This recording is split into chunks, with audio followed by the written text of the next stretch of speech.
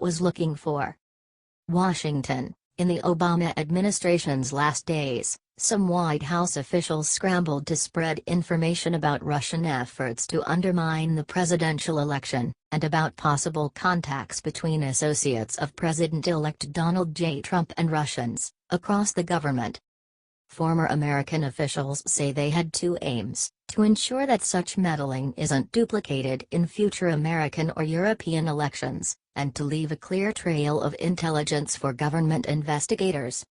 American allies, including the British and the Dutch, had provided information describing meetings in European cities between Russian officials, and others close to Russia's president, Vladimir V. Putin, and associates of President-elect Trump, according to three former American officials who requested anonymity in discussing classified intelligence. Separately, American intelligence agencies had intercepted communications of Russian officials, some of them within the Kremlin, discussing contacts with Trump associates. According to a former senior American official, he met with the Russian ambassador, Sergei Kislyak, twice in the past year. The details of the meetings were not clear, but the contact appeared to contradict testimony Mr. Sessions provided Congress during his confirmation hearing in January when he said he did not have communications with the Russians. Mr. Sessions said in a statement late Wednesday that he never met with any Russian officials to discuss issues of the campaign. Mr. Trump has denied that his campaign had any contact with Russian officials, and at one point he openly suggested that American spy agencies had cooked up intelligence suggesting that the Russian government had tried to meddle in the presidential election. At the Obama White House, Mr. Trump's statements stoked fears among some that intelligence could be covered up or destroyed, or its sources exposed, once power changed hands. What followed was a push to preserve the intelligence that underscored the deep anxiety with which the White House and American intelligence agencies had come to view the threat from Moscow. Sean Spicer, the Trump White House spokesman, said, "The only new piece of information that has come to light is that political appointees in the Obama administration have sought to create a false narrative to make an excuse for their own defeat in the election." He added, "There continues to be no there." As Inauguration Day approached, Obama White House officials grew convinced that the intelligence was damning and that they needed to ensure that as many people as possible inside government could see it, even if people without security clearances could not. Some officials began asking specific questions at intelligence briefings, knowing the answers would be archived and could be easily unearthed by investigators, including the Senate Intelligence Committee, which in early January announced an inquiry into Russian efforts to influence the election. At intelligence agencies, there was a push to process as much raw intelligence as possible into analyses, and to keep the reports at a relatively low classification level to ensure as wide a readership as possible across the government, and, in some cases, among European allies. This allowed the upload of as much intelligence as possible to Intellipedia, a secret wiki used by American analysts to share information. When the intelligence community does that type of comprehensive review, it is standard practice that a significant amount of information would be compiled and documented. The opposite happened with the most sensitive intelligence, including the names of sources and the identities of foreigners who were regularly monitored. More than a half-dozen current and former officials described various aspects of the effort to preserve and distribute the intelligence, and some said they were speaking to draw attention to the material and ensure proper investigation by Congress. Separately, the House and Senate Intelligence Committees are conducting their own investigations, though they must rely on information collected by the FBI and intelligence agencies. On Wednesday, a Justice Department official confirmed that Mr. Sessions had two conversations with Ambassador Kislyak last year, when he was still a senator, despite testifying at his January 10 confirmation hearing that he had no contact with the Russians. He added that if there was, it is clear to me that Jeff Sessions, who is my dear friend, cannot make this decision about Trump. At his confirmation hearing on Wednesday, former Senator Dan Coats, Mr. Trump's nominee for Director of National Intelligence, told the Senate Intelligence Committee that "I think it's our responsibility to provide you access to all that you need." Some Obama White House officials had little faith that a Trump administration would make good on such pledges, and the efforts to preserve the intelligence continued until the administration's final hours. This was partly because intelligence was still being collected and analyzed, but it also reflected the sentiment among many administration officials that they had not recognized the scale of the Russian campaign until it was too late. As WikiLeaks was pushing out emails stolen from the Democratic National Committee through online publication, American intelligence began picking up conversations in which Russian officials were discussing contacts with Trump associates, and European allies were starting to pass along information about people close to Mr. Trump meeting with Russians in the Netherlands, Britain and other countries. It wasn't until after the election, and after more intelligence had come in, that the administration began to grasp the scope of the suspected tampering and concluded that one goal of the campaign was to help tip the election in Mr. Trump's favor. In early December, Mr. Obama ordered the intelligence community to conduct a full assessment of the Russian campaign. In the weeks before the assessment was released in January, the intelligence community combed through databases for an array of communications and other information, some of which was months old by then, and began producing reports that showed there were contacts during the campaign between Trump associates and Russian officials. The New York Times, citing 4 current and former officials, reported last month that the American authorities had obtained information of repeated contacts between Mr. Trump's associates and senior Russian intelligence officials. Since the February 14 article appeared, more than a half-dozen officials have confirmed contacts of various kinds between Russians and Trump associates. The label intelligence official is not always cleanly applied in Russia, where ex-spies, oligarchs and government officials often report back to the intelligence services and elsewhere in the Kremlin. Stephen L. Hall, the former head of Russia operations at the CIA, said that Mr. Putin was surrounded by a cast of characters, and that it was fair to say that a good number of them come from an intelligence or security background. Once an intel guy, always an intel guy in Russia. The concerns about the contacts were cemented by a series of phone calls between Mr. Kislyak and Michael T. Flynn, who had been poised to become Mr. Trump's national security advisor. The calls began on December 29, shortly after Mr. Kislyak was summoned to the State Department and informed that, in retaliation for Russian election meddling, the United States was expelling 35 suspected Russian intelligence operatives and imposing other sanctions. A day later, Mr. Putin said his government would not retaliate, prompting a Twitter post from Mr. Trump praising the Russian president, and puzzling Obama White House officials. American intelligence agencies routinely wiretap the phones of Russian diplomats, and transcripts of the calls showed that Mr. Flynn urged the Russians not to respond, saying relations would improve once Mr. Trump was in office, according to multiple current and former officials.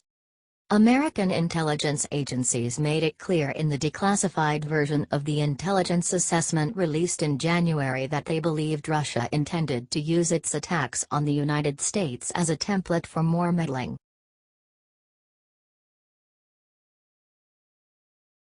Dr. Ben Carson uncovers filthy Obama skeleton. $400 plus billion fraud just erupts. Amid the later years of the sad Obama era, the president pushed a wide range of radical policies through different offices. By enabling his confidants all through the administration to definitely change guidelines and laws all alone, Congress was effectively evaded. It's sufficiently terrible when our imbecilic government officials push poo down our throats. However, it's far more atrocious when unelected civil servants do it in mystery. That is quite recently the embodiment of corruption. One of the organizations most blameworthy of mystery mishandle is Housing and Urban Development. HUD has a terrifying measure of influence in forming our country's groups, and not just that, adequate open door exists for it to waste taxpayers' cash. What's more, they didn't recently waste your cash under President Obama, they tossed mammoth wads of it down the can. As announced at Yes I'm Right, as the new head of HUD, Dr. Ben Carson required a quick review to reveal any inefficiency and abuse. Shockingly, however regrettably, the Inspector General accountable for the survey discovered a large portion of $1 trillion in unaccounted stores. Clearly, HUD's books are so terribly dealt with that a full review couldn't be finished amid an underlying request. It's bad to the point this is looking less like inadequacy and more like by and large corruption and kickbacks. That, and there's a large portion of $1 trillion in errors, which would loan belief to the IG's decisions.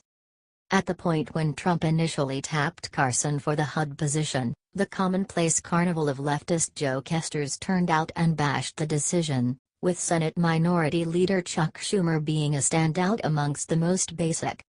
I have serious concerns about Dr. Carson's lack of expertise and experience in dealing with housing issues.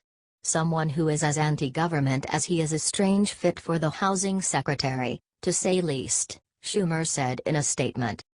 That is entertaining. Where's his honest worry over the crazy measure of cash his quite qualified ancestor lost? Nancy Pelosi additionally mouthed off, saying Carson was a disconcerting and disturbingly unqualified choice. Yes, Wells, truly perturbing that Pelosi's excessively Botoxed confront is as yet invading Congress following quite a while of demonstrating she has the mental limit of a kid. Abandon it to the left to demonstrate zero worries over a large portion of $1 trillion bumble when one of their folks is in control. Carson is more than met all requirements for the employment, particularly if he should simply not lose billions of dollars because of poor bookkeeping. Possibly he'll really save American residents some money. Wouldn't that be a decent change of pace from the Democrats? What do you think about this? Do not hesitate and write your thoughts in the comment section below.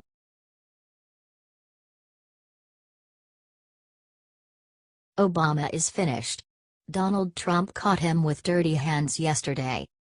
Yesterday Donald Trump's newest travel ban was blocked by a Democrat judge from Hawaii. And we found out who is really behind the judge's decision.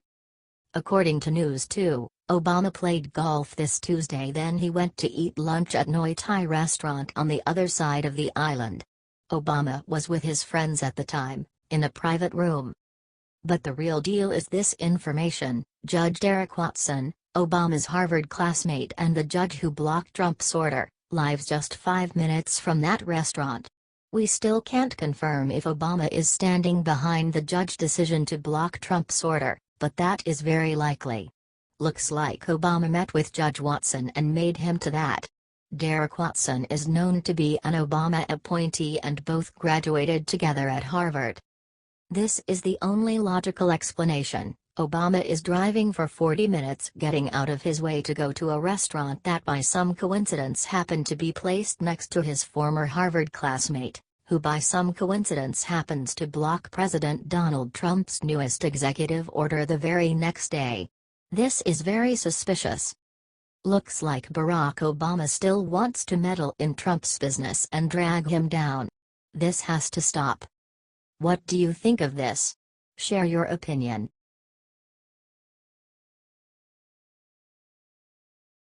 Obama scandal just erupts in federal court. He won't be able to avoid this gargantuan lawsuit.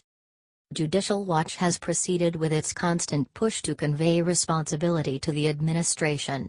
In the course of recent years, and particularly with the expansion of Hillary Clinton to the Obama organization, there has been sufficient defilement to give all-day work to scores of attorneys and agents for quite a long time to come. It's a declaration to the quality of our republic that we have survived the misgovernment these individuals have exacted on us. We're very acquainted with the Obama White House's asserted keeping an eye on individuals from Donald Trump's campaign team and different adversaries of the Democratic Party. It has moved toward becoming an incredible bizarre. Judicial Watch today announced it filed a Freedom of Information (FOIA) lawsuit against the U.S. Department of Justice and the National Security Agency (NSA) For information about Obama National Security Advisor Susan Rice's communications with the two agencies concerning the alleged Russian involvement in the 2016 presidential election, the hacking of DNC computers, the suspected communications between Russia and Trump campaign, transition officials, and the unmasking of the identities of any U.S. citizens associated with the Trump presidential campaign or transition team who were identified pursuant to intelligence collection activities. Be that as it may, now, justice won't be distant. Judicial Watch has formally sued to get the reports that would uncover the degree of the reconnaissance movement. That is a horrendously long articulation, yet it's pressed with data. For a certain something, unmistakably this claim is extraordinarily thorough. As such, Judicial Watch is not simply snacking around the edges of the issues, however, is assaulting the whole scandal with the objective of ferreting out every one of the players and also whatever wrongdoings they may have conferred. We want to know about the Obama White House involvement in the unprecedented spying on Donald Trump and other political opponents, said Judicial Watch President Tom Fitton.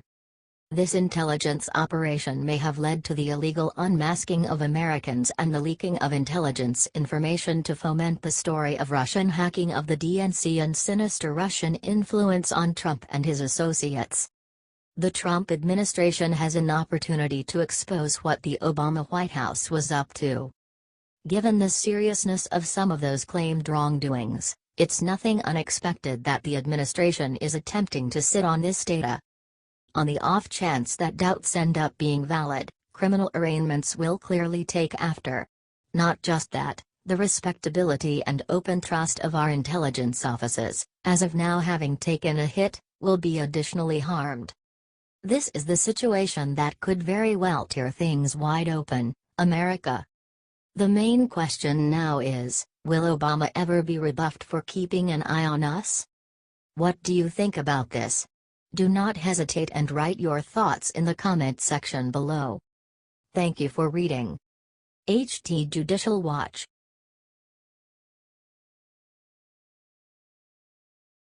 FBI with a shocking proposal to Senate about Trump's investigation. President Trump shocked America with his statements that he has been spied on. We have one important point to mention in light of this issue. Why have the FBI agents offered to pay Christopher Steele for investigating Trump, the same man who has been paid by the Clintons to investigate Trump? How can you have an FBI that is under a Democratic establishment trying to third-party investigate a political rival?